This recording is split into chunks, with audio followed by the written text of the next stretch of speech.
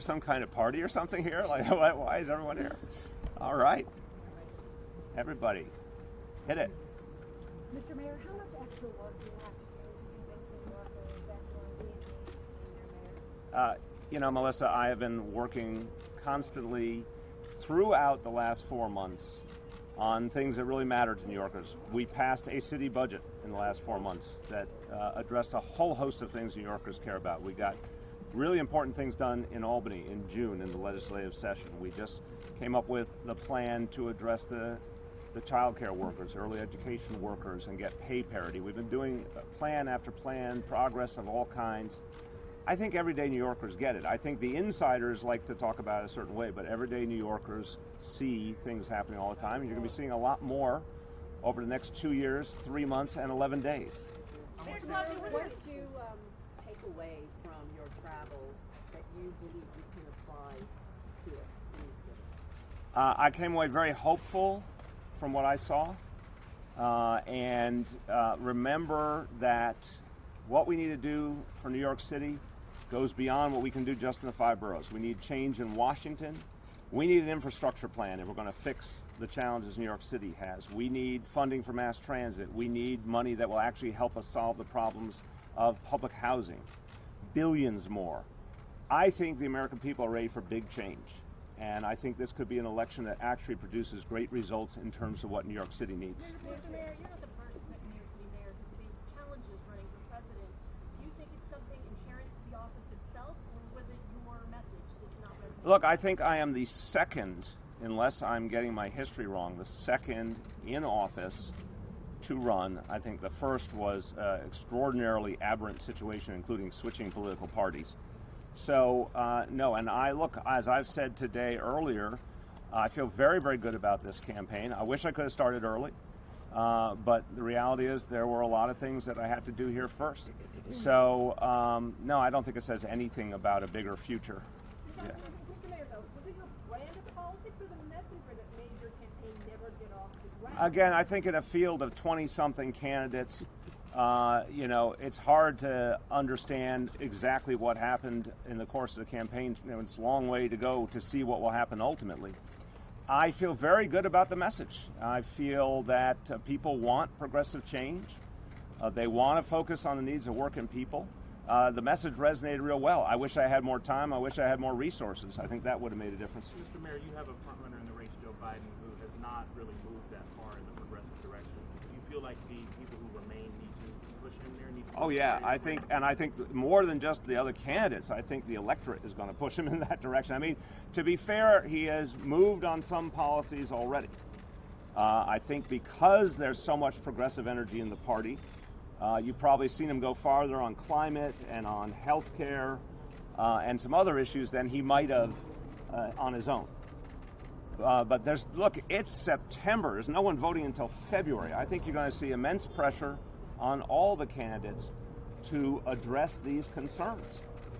People want real change, and they are going to demand it. Jeff? Mr. Mayor, you said that you felt your ideas had contributed to the primary and the campaign, but you remained at 0 or 1% in most polls. So what indications do you have that your ideas, your suggestions had any impact? The polling doesn't tell you.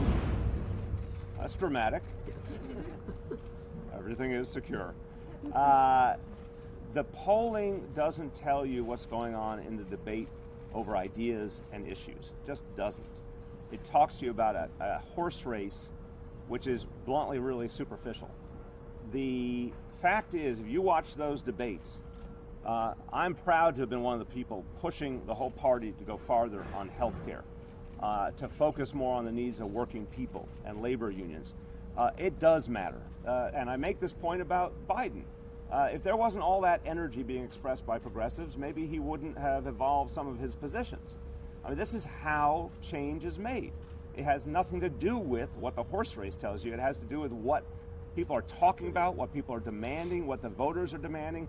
And progressives, the more the better, I say, demanding change clearly change the whole sense of what's possible. Yeah. Mayor, beyond starting, so is there anything else you think you could have done once the race started to to have had a different outcome? Look, I'm not going to be Monday morning quarterback on Friday morning. I think I am convinced that one of the things we're learning from this election is these election cycles are stretching out more than we've ever seen in our lives, and earlier is better. And also, we've never seen 20-plus Democratic candidates. It's like a scenario none of us has had to deal with before. So, to me, I think that the message, I have no doubt in my mind, this is where the party is going. I think more and more this is where the American people are going. I think time matters a lot. Resource matters a lot, obviously. And I'm not someone who came into this with a huge amount of resources. But I still feel good about it. Go ahead, please. Mr. Mayor, thanks a lot. You said a morning show this morning, you talked about the timing, but you also talked about not being able to get in earlier because you have this big, complex city to run. Yep. At the same time, you insisted throughout the campaign that you could handily juggle those two responsibilities. Did that end up turning out to be a lot more hard than you expected? Or? No, there's a seasonal reality that's just the truth of governing New York City. What are the big milestones in the year? It's the April 1st state budget, and then in June the city budget and the state legislative session ending. And I was very focused on those three things and making sure that I was convinced they would land the way we needed them to. They did. I could not be more pleased with the city budget. Couldn't be more pleased with what came out of Albany. We got almost everything on our agenda done in Albany. And that was my first responsibility. The second half of the year, there's more flexibility. But I'm convinced that we kept moving our agenda. And again, this is what CEOs have to do. You set an agenda, you set a strategy, you choose the right people, you make sure things are moving. I think it played out well. We kept moving our agenda forward. But there's no doubt in my mind we had to first attend to some of those key things on the home front. Sally?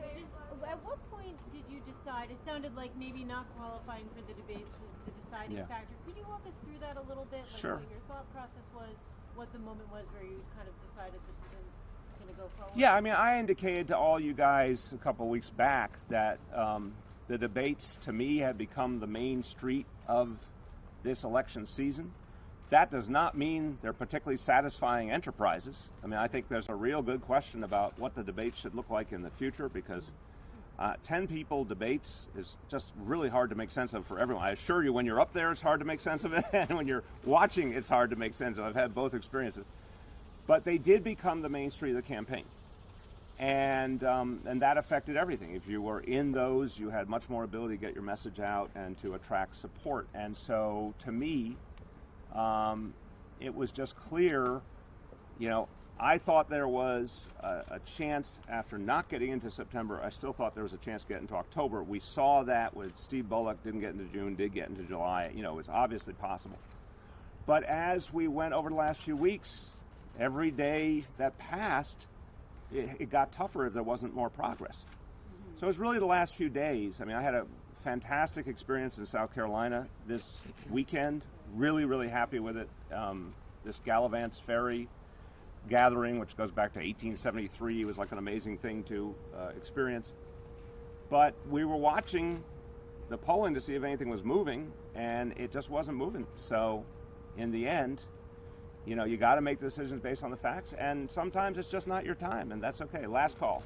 Would you got kind of attaboy tweets from Elizabeth Warren and Bernie Sanders, among others, today. Would you join either of those administrations, and do you identify most strongly with those two candidates at this point? I think the world of both of them. I've said that throughout this campaign and before. I think they're both tremendous progressive leaders who have done a lot of good for this country. You know, let's take one step at a time. Today is not a day to talk about where the rest of the campaign's going or the different candidates. I've just made my announcement today, but I'll be watching that closely and decide how I want to handle the primary election. That's first. You're several stages ahead there. But right now, you know, what I want to do is continue my work as mayor, 2 years, 3 months, 11 days. And at some point, we'll decide what to do about the primary election. Thanks, everyone. Thank you. Chirlane, can you tell us how you feel?